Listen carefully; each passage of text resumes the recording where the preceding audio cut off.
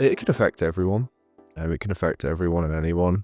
Historically, there's more females present with eating disorders. Now, people are wondering whether that's more of a reflection of men not accessing mental health services in general, or, certain aspects of manhood and perhaps kind of social perception, meaning that men aren't likely to disclose it or present and get help. Typically before 25.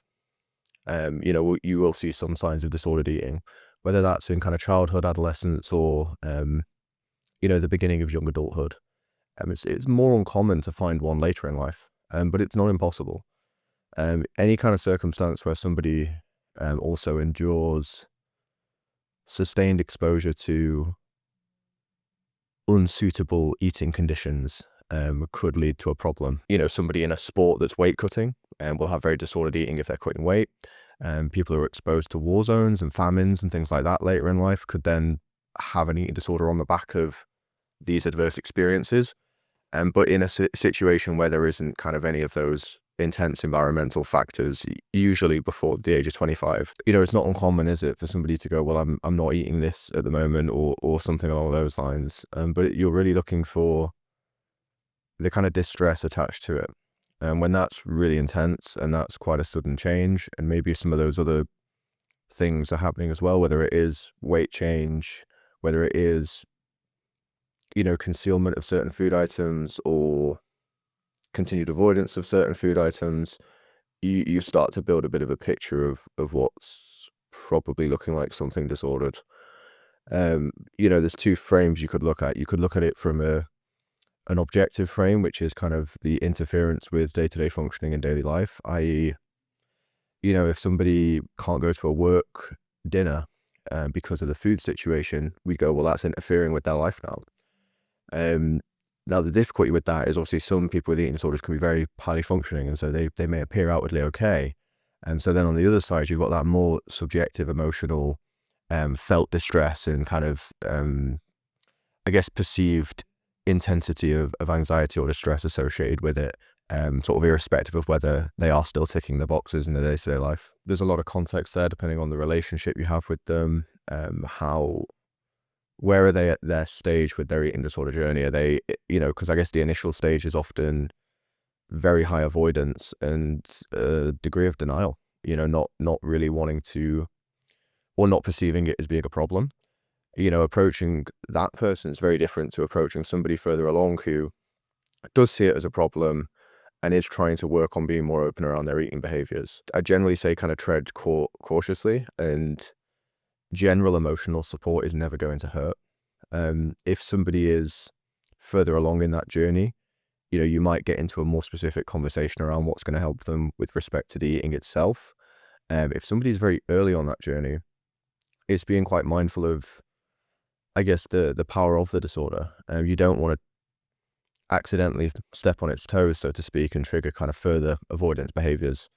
If somebody perceives you as a threat to their eating disorder, and you may just be inquiring casually about food, then they will avoid you potentially. And then, all opportunity to help is gone.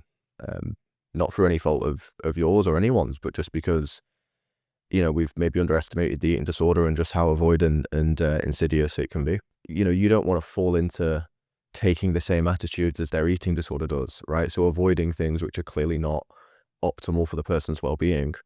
But at the same time, if you take a really hard stance and be like, actually, like, this needs to change, we need to eat this, we need to gain this much weight so that, and you'll know that when you look like this, and, then of course that's going to have a reaction as well, So I think the general emotional support's always a good place to start. And ultimately the recovery has to come from them, that, you can't recover it for them.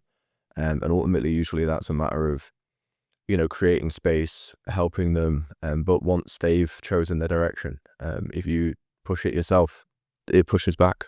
If you have an accurate idea of what somebody's comfortable with and not comfortable with, it's easier to find that place where you're, challenging the eating disorder at the edge of the comfort zone, but not so far out that it just goes wrong. Just being conscious of kind of what are somebody's requirements and what are the eating disorder's rules, so to speak. It might be that, even things like preferring to know all the caloric content of food, only wanting to eat at a certain time of day, and being very conscious of how food is prepared.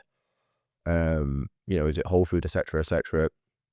But then other eating disorders may have none of those features. And so, it's really kind of trying to understand what all of that information is like, so that you can then find that place on the edge of the comfort zone, which would be more optimal.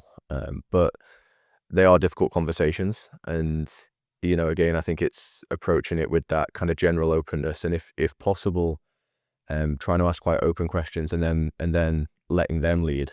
And because sometimes you might go, oh, would it be better for you if, you cooked it with me?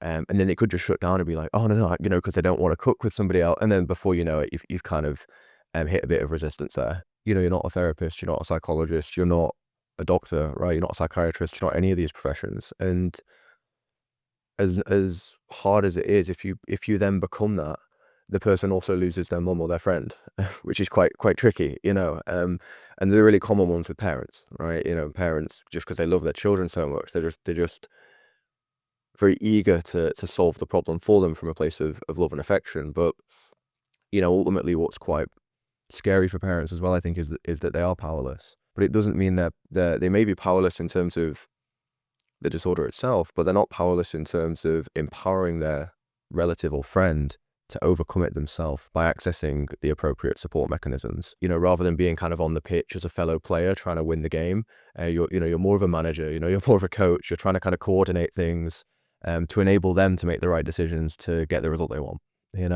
Which would be recovery. Ultimately they need to trust themselves to be able to confront the things they're avoiding, and part of that is us trusting them as well.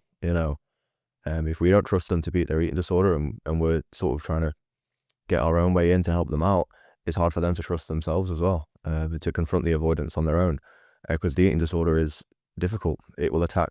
It will attack when they're weakest, when they are on their own, when there isn't somebody there. So, almost too much support is also unsustainable, in terms of recovery. There's the practical things, of course, making it easier to access care, and, that's lifts, whatever that looks like. But I think also being a bit of a sounding board, just for when you're accessing treatment and care, it's important that the relationship's right between you and the people who are caring for you, whether it's a psychiatrist or a therapist or, nursing staff, whoever it is. It's important those relationships are right. And one of the dangers can be that if somebody with an eating disorder is quite avoidant, they actually avoid saying if the treatment's not working in some way, or it needs to change, or it needs to be this and that.